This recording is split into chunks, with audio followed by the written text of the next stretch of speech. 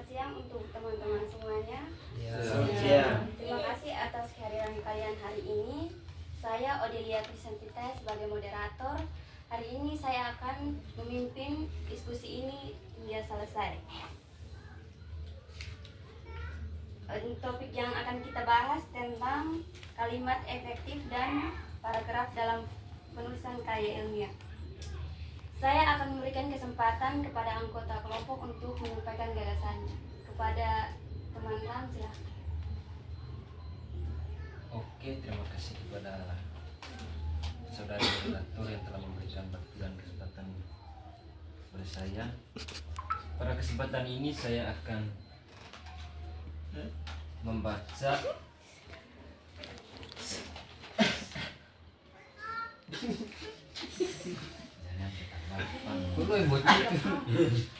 pada kesempatan ini saya akan menyampaikan hasil diskusi saya. Yang pertama saya ambil dari buku kelas 11 SMA tentang pengertian kalimat. Jangan ketawa kita. Oke, yang pertama saya ambil dari buku kelas 11 SMA tentang pengertian unsur-unsur dan ciri-ciri dari salah. Menurut pakar sastra Indonesia Harimurti Laksana, kalimat sebagai satuan bahasa yang secara relatif berdiri sendiri, mempunyai pola intonasi, final, dan secara aktual maupun potensial, terdiri dari klausa. Klausa tersendiri mempunyai arti, yaitu bebas yang menjadi bagian kognitif. Yang berikut percakapan, satuan proposisi yang merupakan gabungan klausa atau merupakan satuan klausa yang membentuk satuan bebas. Jawaban minimal, seruan, salam, dan sebagainya. Kemudian menurut Ramlan, pakar tata bahasa Indonesia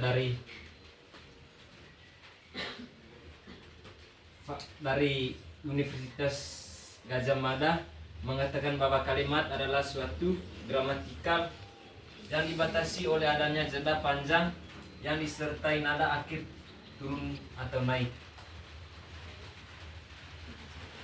Jadi kalau kita simpulkan, kalimat bukan hanya terdiri dari sekumpulan kata atau klausa dalam kalimat harus tersusun, bukan acak, susunan, atau klausa ini juga bisa dilengkapi dengan kata hubung atau konjungsi.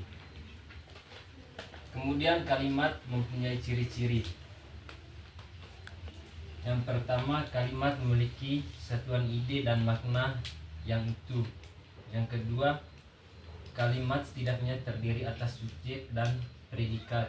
Yang ketiga, secara tertulis kalimat diawali dengan huruf besar dan akhiri dengan tanda baca seperti titik, tanda koma, tanda tanya, dan tanda seru. Yang keempat, sebuah kalimat yang memiliki lebih dari satu klausa menggunakan kata hubung. Yang kelima, dalam paragraf yang terdiri dari dua kalimat atau lebih, kalimat-kalimat tersebut disusun ke dalam satuan makna pikiran yang saling berkaitan. Yang terakhir, menggunakan urutan yang logis di setiap kata maupun kelompok kata. Urutan tersebut mendukung fungsi buka kurung S P O K tutup kurung dan disusun ke dalam satuan sesuai dengan fungsinya. Unsur-unsur kalimat. Yang pertama subjek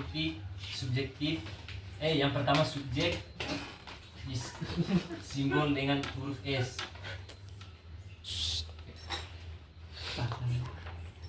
Subjek adalah suatu bagian yang menandai apa yang hendak dibicarakan oleh pembicara atau pengarang. Subjek dapat juga diartikan dengan pokok kalimat yang dapat berupa jenis-jenis kata, benda, atau frasa kata benda. Contoh kalimat: Lukas sedang memasak di dapur. buka kurung Lukas sama dengan subjek yang berbentuk kata benda. Yang kedua, adik Lukas bermain di taman. Buka kurung adik Lukas sama dengan subjek yang berbentuk frasa kata benda.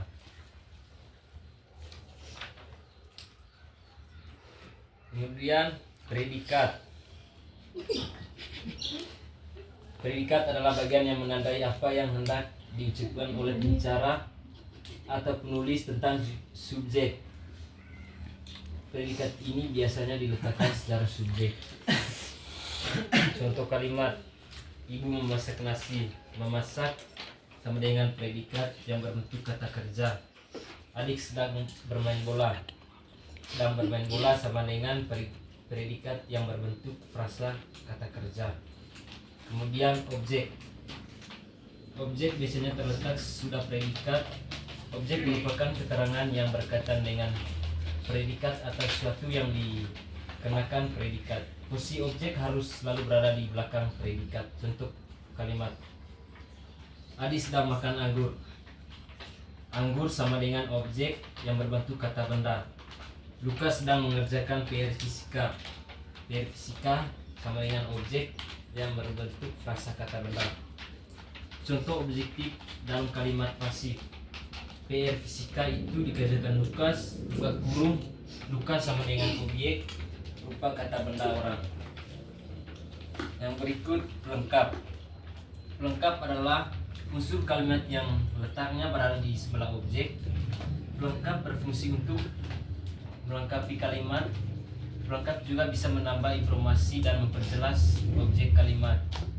Contoh: Putri mengatakan bahwa buku ini adalah miliknya. Buka kurung, buku ini adalah miliknya sama dengan pelengkap yang berbentuk klausa. Yang berikut, wajah Andi terlihat begitu murung. Buka kurung, begitu murung sama dengan pelengkap yang berbentuk frasa kata sifat tutup kurung. Yang berikut, keterangan. Keterangan adalah jenis kata atau kelompok kata yang menerangkan kata atau bagian kalimat lainnya. Kata keterangan dapat diletakkan setelah pelengkap, objek, predikat, dan bahkan di awal kalimat sekalipun. Kata keterangan memiliki beberapa jenis, yaitu ada kata keterangan tempat, waktu, alat, dan lainnya. Contoh kalimat: ibu membeli beras di pasar. Buka kurung di pasar sama dengan keterangan tempat. Yang kedua, Linda menonton film di malam hari. Buka kurung di malam hari sama dengan keterangan waktu.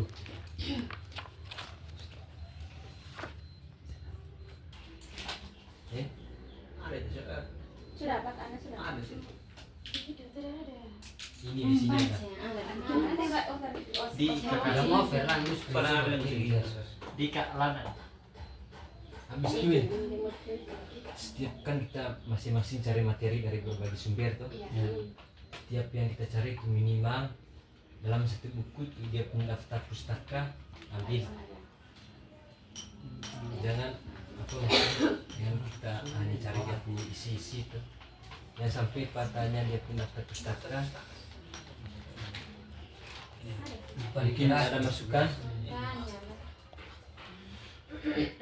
Mana? Ada masukan? Saya ini kita punya materi.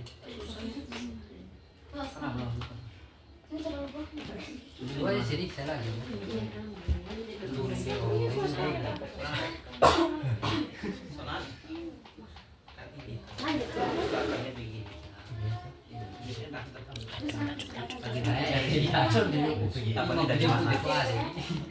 Sepi sudah tempat. Juga putar dulu. Pengertian adalah pola atau struktur membentuk komponen kata menjadi kalimat yang benar dan sesuai penulisan dalam bahasa Indonesia. Untuk penggunaan kalimat efektif ada 4 komponen struktur tetap, yaitu subjek, predikat, objek, dan keterangan, yang mana lebih dikenal dengan singkatan SPOK.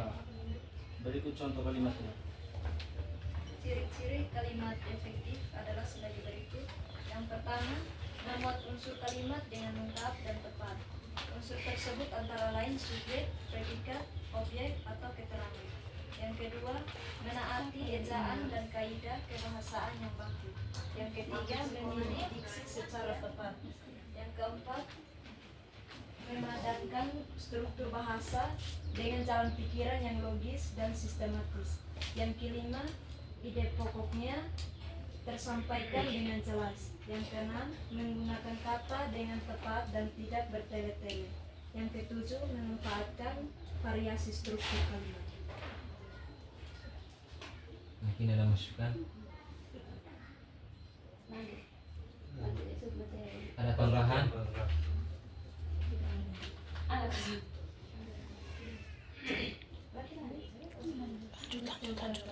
Pengertian paragraf. Paragraf adalah gabungan beberapa kalimat yang saling berhubungan dan menghasilkan suatu tema tertentu. Paragraf yang baik setidaknya terdiri dari 2 kalimat atau tapi umumnya paragraf terdiri dari 4 hingga 10 kalimat tergantung pengembangan gagasan yang diinginkan penulis. Berikut jenis-jenis paragraf. Paragraf deduktif, induktif, dan ilaratif. Ciri-ciri paragraf. Berdasarkan pengertiannya, kita dapat mengetahui ciri-ciri paragraf, yaitu sebagai berikut. 1. Paragraf mengandung makna, pesan, atau pikiran dari penulis. 2. Paragraf dibangun oleh beberapa kalimat yang menghasilkan suatu tema tertentu. 3. Kalimat-kalimat dalam paragraf disusun secara logis dan sistematis. Paragraf mengandung suatu ide pokok dan beberapa kalimat penjelas. Fungsi paragraf. Paragraf memiliki berbagai fungsi dalam penulisannya, diantaranya ada 3. 1. Mengatur informasi. 2. Menggambarkan detail. 3. Mengarahkan pembaca. 1.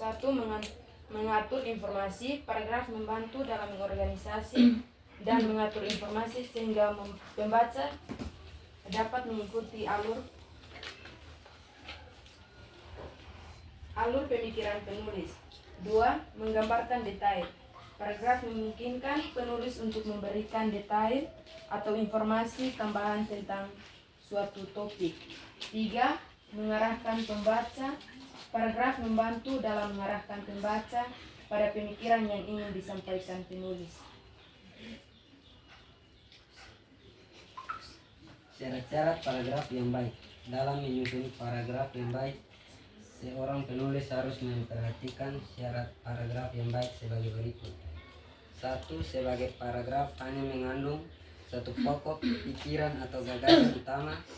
Pikiran-pikiran lainnya dalam sebuah paragraf hanya melengkapi pokok pikiran utama tadi. 2. Setiap paragraf harus memiliki kesatuan dalam kurung koisi. Maksudnya dalam sebuah paragraf tidak boleh terdapat penjelasan yang saling bertentangan. Kesatuan dalam paragraf menjelaskan bahwa seluruh kalimat yang membina paragraf tersebut secara bersama-sama menyatakan satu pokok pikiran atau gagasan. 3. Setiap paragraf harus memiliki koherensi dan kesinambungan agar ada pengembangan yang baik dalam sebuah paragraf. Paragraf tersebut harus dipelihara keeratan hubungan antar kalimatnya, serta tidak terdapat loncatan pikiran yang dapat membingungkan pembaca atau penyimpangan dari pokok pikiran utama. Dengan kata lain, kepaduan koherensi dapat diartikan sebagai keserasian hubungan timbal balik antar kalimat yang membentuk suatu paragraf.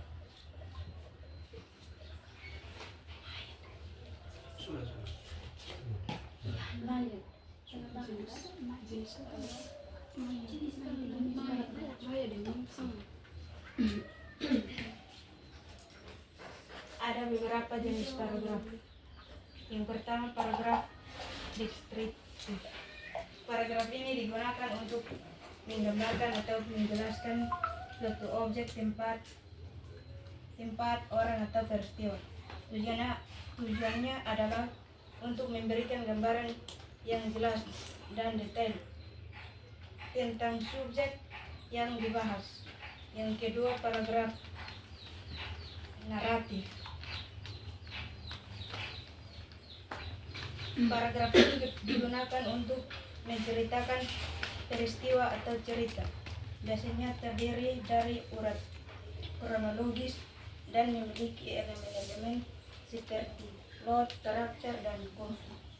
Yang ketiga, paragraf persuasif.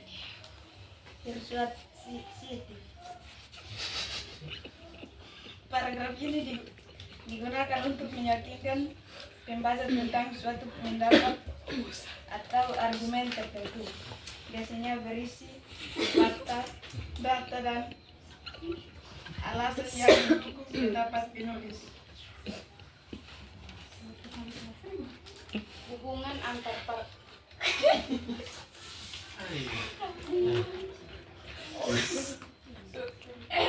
paragraf eksposisi. Paragraf ini digunakan untuk menjelaskan atau menguraikan sesuatu konsep, teori atau ide.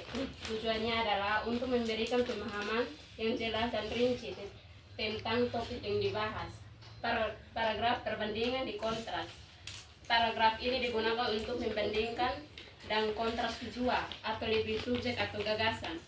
Biasanya berisi pertanyaan tentang persamaan dan perbedaan antara subjek yang dibandingkan. Paragraf argumen. Paragraf digunakan untuk menunjukkan argumen atau pendapat penulis tentang suatu topik. Biasanya berisi alasan, bukti, dan contoh yang mendukung pendapat penulis. Paragraf definisi. Paragraf ini digunakan untuk memberikan definisi atau penjelasan tentang suatu konsep, istilah, atau kata. Biasanya berisi definisi, formula, dan penjelasan yang jelas tentang subjek yang dibahas. Hubungan antar paragraf. Hubungan antar paragraf ada dua, yaitu hubungan secara implisit dan hubungan secara eksplisit. Hubungan secara implisit, perjalanan bahasa syarat dengan kasus perjelasan bunyi, huruf, dan harian audio hingga pergerasan makna. Biasanya pergerasan itu terjadi secara alamiah, dalam arti prosesnya seiring dengan gaya dan kebiasaan serta evolusi komunikasi masyarakat di suatu tempat pada suatu masa tanpa konflik dan seakan tanpa disadari. Bisa juga secara tidak alamiah, misalnya indoktrinasi, istilahnya melalui corong politik. Hubungan secara eksplisit.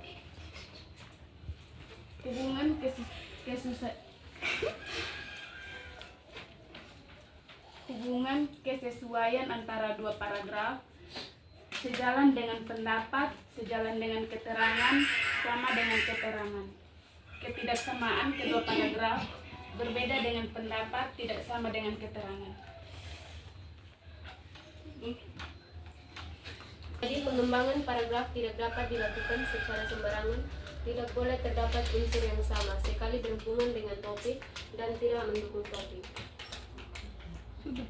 Penyimpangan paragraf akan menyulitkan pembaca, akan mengakibatkan paragraf tidak efektif. Jadi dalam pengembangan paragraf dapat dibedakan berdasarkan teknik dan isi paragraf. 1. Teknik secara ilmiah. Dalam hal ini penulis sekedar menggunakan pokok yang sudah ada pada objek atau kejadian yang dibicarakan. Susunan logis ini mengenal dua macam urutan. Yang pertama urutan ruang atau spasial. Yang kedua urutan waktu atau urutan kronologis. 2. Berdasarkan isi. A. Perbandingan dan pertentangan. B. Analogi. C. Sebab atau akibat. D. Klasifikasi. Berdasarkan tujuan dan sifatnya, paragraf dibedakan menjadi 5 macam, yaitu 1. Narasi, 2. Deskripsi, 3. Eksposisi, 4. Argumentasi, 5. Persuasi.